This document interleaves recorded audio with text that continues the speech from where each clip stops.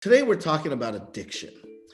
We've been speaking with experts about drug addiction, alcohol addiction, but you study a different kind of addiction. Tell us a little bit about gambling.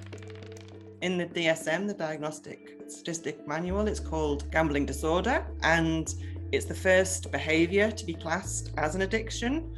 And really what it is, it's repeated, persistent, problematic gambling behavior that causes significant life problems. From a biological perspective, are all kinds of addictions the same? On one level, yes, the neurotransmitter dopamine is involved consistently throughout behaviors and substance use disorders. And the same regions of the brain are involved or sort of activated during gambling in the same way that they are when you consume a drug that activates the same system. But on other levels, no, I mean, it's a behavior, it's not an external substance, so there have to be some differences in the underlying brain systems. What do we know about the neural pathways associated with gambling addiction specifically, and maybe addiction in general? I've done quite a lot of work using brain imaging tools to look at brain activity whilst people are playing a simplified gambling game. We looked at people who had a brother or sister who had gambling disorder, but they themselves had no type of addiction.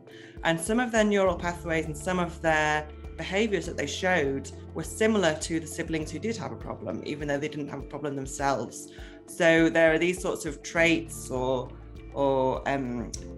tendencies people have, and some regions of the brain that are more or less active than they would be in someone who wasn't related to anyone with a gambling disorder. What is it about that addictive nature of gambling? You may have lost your job, you may have lost your house, you may have broken up your family. You know this is a problem, you recognize it as a problem, but you can't stop it. What is happening in the brain, or what is happening in the person? When people talk about gambling, they often think about winning. But with problematic gambling, it's not necessarily about that winning. It's about the distraction, about the emotional regulation you get from engaging with this repetitive behavior. It lets you escape from the real world problems. And those short-term benefits in some people outweigh the long-term consequences.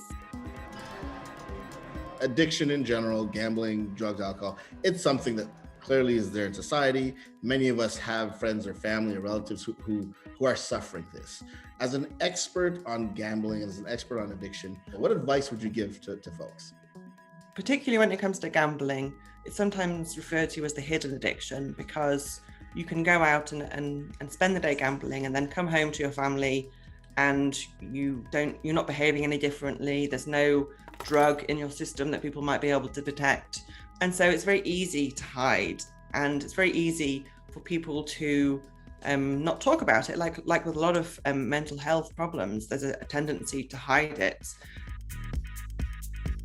Really, it's just a case of making sure that you reach out to services that are available. There's lots of helplines and lots of counselling services, and there are lots of resources out there for people who are related or who know people with an addiction, as well as those who have the addiction themselves. And so I think it's just really important to be open and reach out and never be afraid to ask for help.